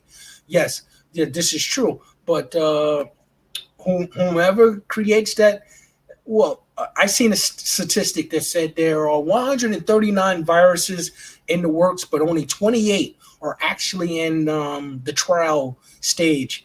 So if there's 111 potential vaccinations that are not even in trial stages. So this is telling you that this is why some people say science is going to eventually overtake religion. Mr. Luke was talking about you got to believe in something, and people are going to start believing in science only, because science is going to save lives. Science is going to be how we project things that's going to occur in life. Science, we're going to start worshiping science. We're going to all become Scientologists in a matter of days. It will no longer be a Jesus Christ. It'll be Tom Cruise. It'll be John Travolta. That's who we're going to worship soon. You understand, ladies and gentlemen? We're in the stage right now where Science has all the answers to the questions that we have. So prepare for that. No longer praying to a God, but praying to your doctor. Please, doctor, when we checking out anyway, in old age, if we're fortunate enough to go out in old age, we'll be looking to a doctor to prolong our lives anyway. So that's what we're doing now. We're looking for scientists to prolong our lives. They are who we're praying to. We're on our knees praying. I know I am. I'm praying. How about you? Are you praying? But like they say, when the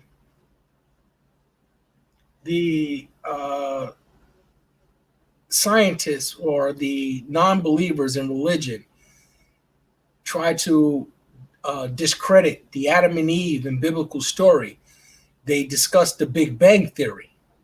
And one philosopher said to me that, with all of that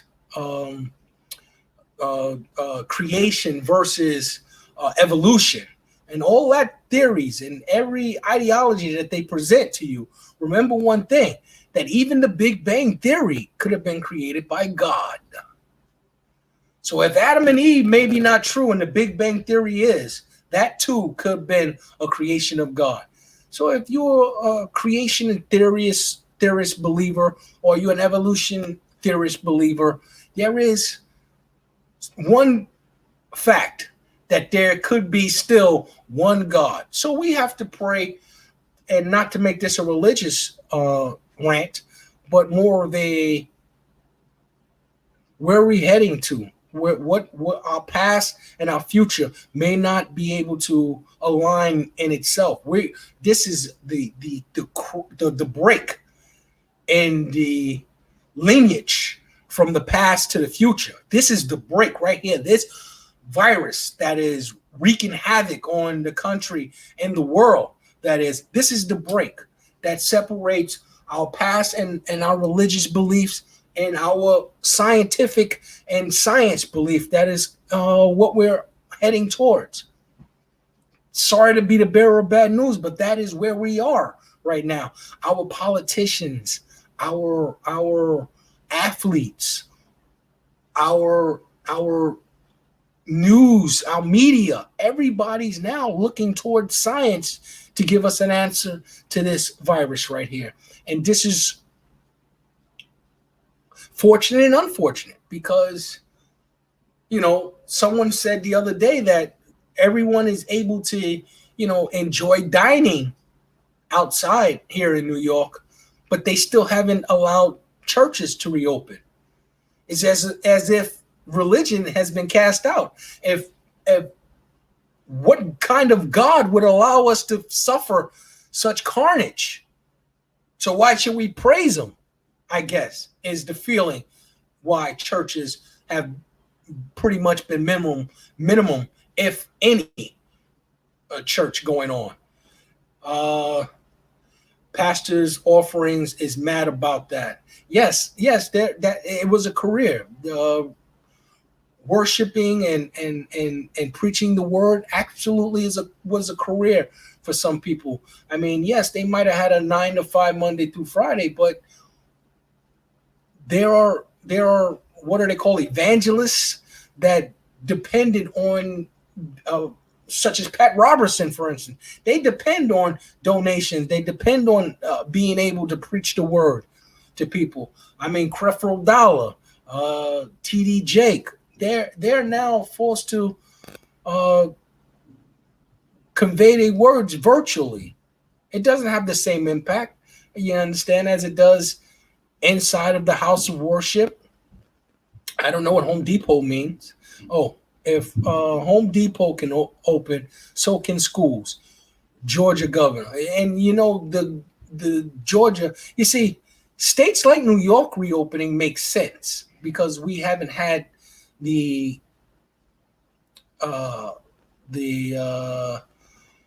situation as dire as other states. And here's a joke from dialect. Creflo Dollar is now Creflo Loose Change, which is not true because as you see when you go into these stores now, they are telling you that there is a I don't understand why is my mic hissing snake-like. They're saying there's a change shortage, and this is the reason why they're asking people to use their debit and credit cards. Now, you will notice after the sign next to your the limit and change, or the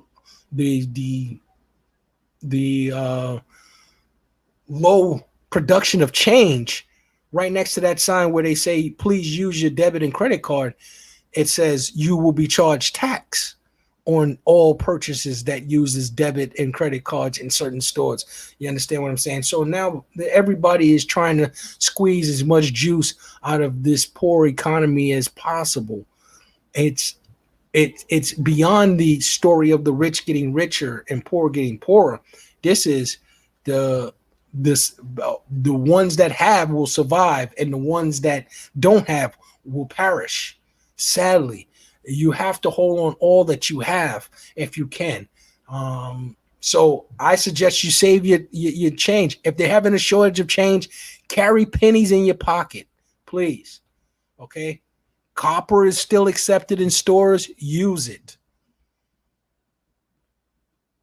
But back to the situation that we're facing, where, study science. They're telling everybody to study how to write algorithms and create code. No. En contraire, mon frère. What we need is more individuals studying science.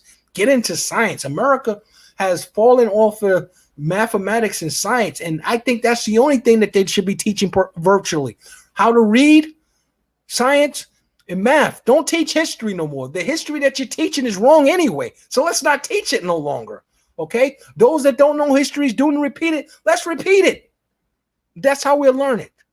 Let's not teach it anymore. Let's not waste time teaching that. Let's give 3 science hours, 2 math hours, 2 reading hours. That's a day. That's an educational day. Period. That's what we need now. Forget writing code. Figure out how we're going to cure these diseases that is mounting before this earth explode. I mean, there's going to be to tell you God honest truth, what occurred in Beirut was science. So that's what we were looking at. The atom bomb, science. Science should be the first period should be science. The second period should be science. The third period is science. I know somebody's out there saying, oh, I'll be sleeping those 3 hours, but you'll be left behind. Science is where it's at now. It should be a religion. Scientology. I'm agreeing with it now. L. Ron Hubbard, he was a genius. We're talking about geniuses tonight. L. Ron Hubbard is a genius. He thought that there were little green men that walked this planet one time, and everybody looked at him like he was insane. I disagree. Science. I can't tell you how important it has become in these last few years, in these last few decades, the last century. Since we've come into the industrial age, science has ruled, and we have prayed to God. We have got on our knees. We have begged God to save us from this, save us from that. Jehovah's Witnesses are the only ones that have turned their back on science, as well as the Amish. Are we going to live like that? Are we going to live? When will the aliens arrive? The aliens already been here. There was some sort of bat-looking thing that people have trapped that you might have seen on Instagram, and they were holding up the wings and everything. It was bare back, some sort of that dragging-looking thing. That could have been an alien. They've been here. They are here, for all we know. But we don't have the scientific mental or the scientific know-how to dissect what's coming before us in the future. That is my key note speech right there. That is the most important part of this tonight's broadcast, is the fact that I'm preaching and I'm begging, I'm imploring schools, when you open, forget social studies, forget history. You're teaching it wrong anyway. Teach science, mathematics, and reading, because if you can't read the science, it doesn't make sense. And if you can't use the mathematics to dissect the science, it doesn't make sense. So those are the only three subjects we need. We don't need English. However you can translate or speak or communicate the scientific beliefs or scientific theories, mathematical wonders, that's fine. If you do it in pig Latin, that's fine. But as long as you can understand, and long as you can convey the cure, the vaccines, the flying cars, science, mathematics, and reading is the only subjects that should be taught. No gym, no physical education, no sex ed. No. I hear these new theorists, teachers, and professors thinking that financial education should be in school. They should be teaching children how to be more financially smart, where they don't lose any money that they earn or whatever have you. That's bullcrap. We're getting rid of money. Money is no longer in existence. You mean to tell me that they're not smart enough to stick a card in one of those machines and put in their pen and move on with their lives, take the receipt? That's pretty much spending right there. That's pretty much what financial future is going to look like. And of course, while you do that, you're going to build your credit and things like that. And you'll be able to afford things. You'll be able to sponsor things with that. You don't need to learn financial stability and sovereignty. Forget that. That's hogwash. What you need to learn is science, math, reading. Those are the three subjects. So however long you think you need to teach that to a child, it could be virtually, it could be inside of a classroom. I don't care how you do it. That's all that should be done. And there should be a government organization that walks around to schools and check and make sure that is the courses that are being taught. The scientific, mathematics, and literature. Not Shakespeare. Not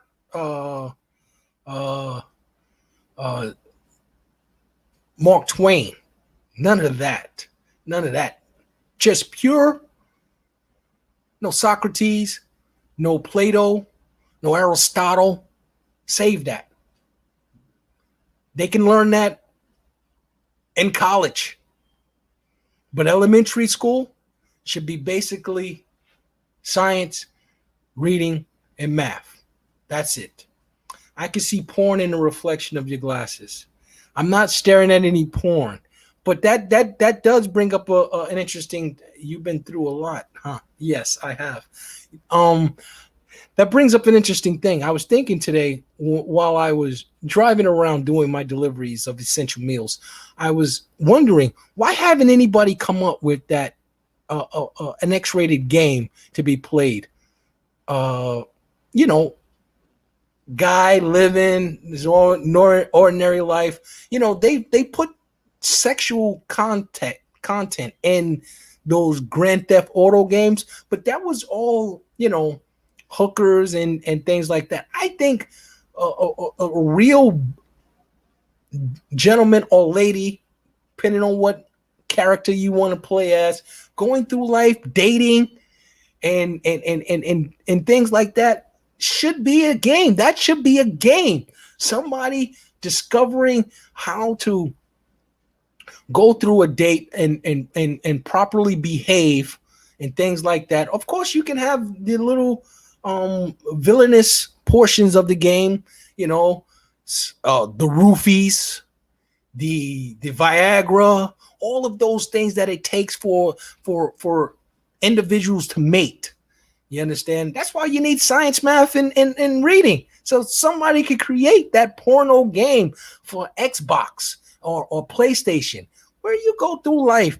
You work a job, and after the job, you ask a person on a date. They say no. You go out. You earn more money. You get a fancy car. You hit lotto. These type of things occur in the life of the person. I have played them. Yes, Big John Little Change. I haven't played that game. Tell me the name. I would love to play it. And I'm not talking about Grand Theft Auto and their little car romping. I'm talking about actual dating life. And I think that's what it should be called, the dating life. And and you think that John Madden has 30 some odd games, 50 some odd games. The dating life would have a new game every year. What is that? Baptism? I'm going to look it up. BAPTIT Batin. I'm going to look that game up. Maybe it's exactly what I'm talking about, but it seems weird that I can't even pronounce that word. Baptitans. I'm going to look it up. You know, maybe the game starts off from the prehistoric days. Type in the NYC. That's a good game. Okay, I'm going to check YNC out. Type in YNC. Ladies and gentlemen, check that out. All right, we're going to wrap it up. I got a minute left. All right, let's look into that. Science, math, reading. Done. Look forward to the NFL. If the season ever happens, look forward to the NBA playoffs coming up in a few days. Go Yankees. Friday Night Live, we got Ja P coming through. He's going to be interviewed by the Friday Night Live crew. Hopefully Diva returns.